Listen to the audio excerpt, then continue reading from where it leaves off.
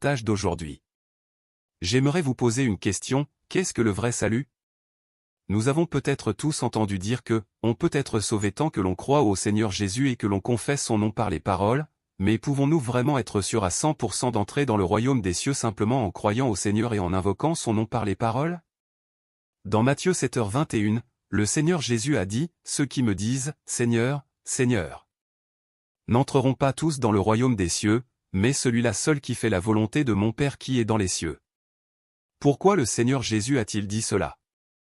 Arrêtons-nous et réfléchissons attentivement à cette question. Aujourd'hui, ensemble, nous chercherons la réponse dans la Bible. Matthieu 7.21 nous dit, « Ceux qui me disent, Seigneur, Seigneur, n'entreront pas tous dans le royaume des cieux, mais celui-là seul qui fait la volonté de mon Père qui est dans les cieux. » Nous n'avons probablement jamais vraiment réfléchi à la signification de ces mots. Le Seigneur Jésus nous a fait rappeler que tous ceux qui invoquent le nom du Seigneur ne pourront pas être sauvés ou entrer dans le royaume des cieux, et que ceux qui seront vraiment sauvés et entreront dans le royaume des cieux ne sont pas simplement ceux qui confessent leur foi en Dieu, mais ceux qui sont capables de faire la volonté du Père Céleste, d'appliquer les enseignements du Seigneur, et d'avoir le changement du tempérament de la vie, et ceux qui sont obéissants à Dieu et lui sont agréables. Cliquez sur le lien WhatsApp sur la page d'accueil de ma chaîne pour rejoindre notre communauté et le prêtre partagera avec vous la parole de Dieu pour votre situation difficile. Après avoir cru au Seigneur, nous avons reçu de nombreuses grâces dans nos vies, nos cœurs ont été réconfortés, nous pouvions sentir la présence et l'amour du Seigneur même dans nos prières, et nos péchés ont été pardonnés grâce au salut du Seigneur Jésus. Cependant, le pardon des péchés ne signifie pas que nous sommes complètement libérés du péché.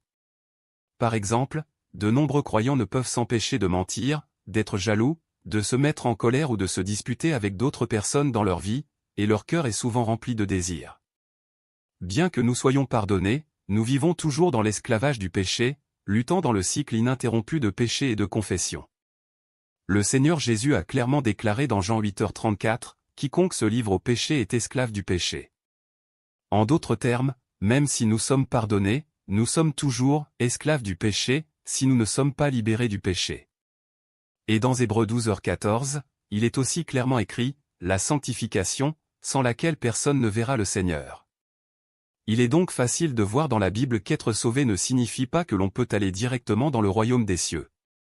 Être sauvé signifie seulement que nous sommes pardonnés de nos péchés et que nous ne sommes plus condamnés par la loi, mais cela ne signifie pas que nous sommes libérés de notre nature pécheresse et que nous sommes devenus des personnes qui font la volonté du Père. Qu'est-ce donc que le vrai salut? Lisons ensemble la parole de Dieu, lorsque les gens se débarrassent des choses souillées et corrompues de Satan, ils gagnent le salut de Dieu. Mais s'ils ne se dépouillent toujours pas de la souillure et de la corruption, alors ils vivent encore sous le pouvoir de Satan. La connivence, la tromperie et la fourberie des gens sont toutes des choses de Satan.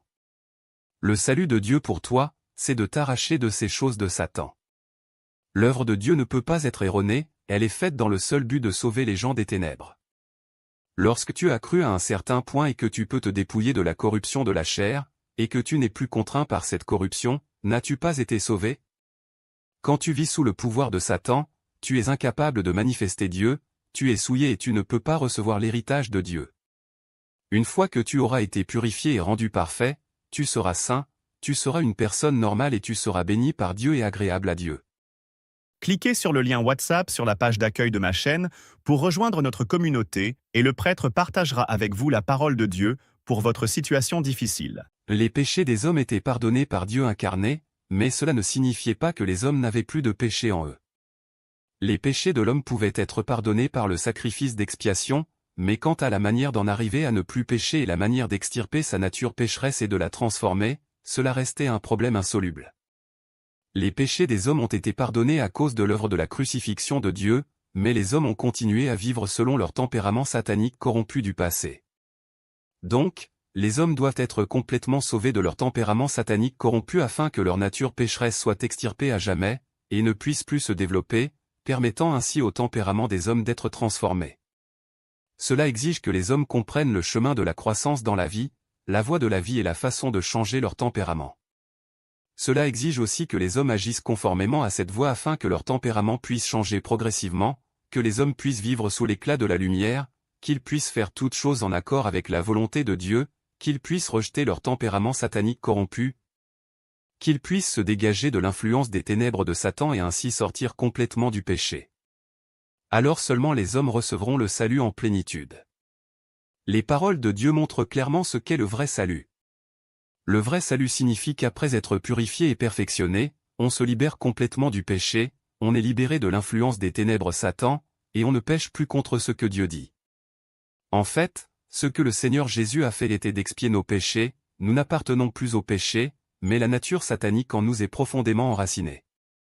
Même si nos péchés ont été pardonnés par le Seigneur, nous pouvons encore être dominés par le tempérament satanique, tel que l'arrogance, la malhonnêteté et la tromperie, l'égoïsme et de la méchanceté, etc.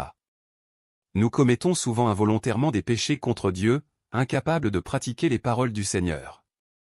C'est comme un voleur qui a été arrêté par la police pour avoir volé les affaires d'autrui, et ses parents ne pouvaient pas supporter de le voir souffrir en prison et ont dépensé beaucoup d'argent pour le faire sortir de prison, de sorte que même s'il n'a pas été condamné par la loi, sa nature de voleur était toujours en lui, et quand il a eu la bonne occasion, il était encore capable d'être dominé par sa nature et de continuer à voler des choses. Par conséquent, ce n'est que lorsque nous comprenons la vérité sous tous les aspects, que nous sommes complètement libérés de l'influence de Satan, que nous sommes purifiés de tempérament satanique, que nous sommes libérés de l'esclavage du péché, que nous sommes capables de rechercher le cœur de Dieu et d'appliquer les paroles de Dieu quelles que soient les circonstances, que nous avons une véritable crainte de Dieu, que nous lui obéissons et que nous avons un véritable amour pour Dieu, alors seulement nous pouvons être sauvés pour toujours et être complètement gagnés par Dieu. Ce n'est que lorsque nous aurons trouvé le moyen de sortir du péché et résolu le problème de notre nature pécheresse que nous pourrons être véritablement sauvés et entrer dans le royaume des cieux. Cliquez sur le lien WhatsApp sur la page d'accueil de ma chaîne pour rejoindre notre communauté et le prêtre partagera avec vous la parole de Dieu pour votre situation difficile. En entendant cela, comprenez-vous qu'être sauvé ne consiste pas seulement à recevoir le salut du Seigneur Jésus, mais aussi à être purifié et renouvelé complètement de notre nature pécheresse, à se libérer de tout péché et toute corruption, et à vivre l'image d'une vraie personne. C'est exactement ce que le Seigneur Jésus a dit dans Matthieu 5h48, « Soyez donc parfaits, comme votre Père Céleste est parfait. » C'est ce que Dieu attend de nous et c'est notre objectif dans notre marche vers le salut.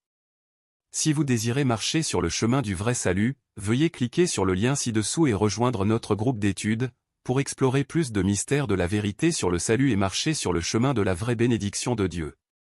Cliquez sur le lien WhatsApp sur la page d'accueil de ma chaîne pour rejoindre notre communauté et le prêtre partagera avec vous la parole de Dieu pour votre situation difficile. Bonjour à tous et bienvenue au partage d'aujourd'hui. J'aimerais vous poser une question, qu'est-ce que le vrai salut? Nous avons peut-être tous entendu dire que, on peut être sauvé tant que l'on croit au Seigneur Jésus et que l'on confesse son nom par les paroles, mais pouvons-nous vraiment être sûrs à 100% d'entrer dans le royaume des cieux simplement en croyant au Seigneur et en invoquant son nom par les paroles?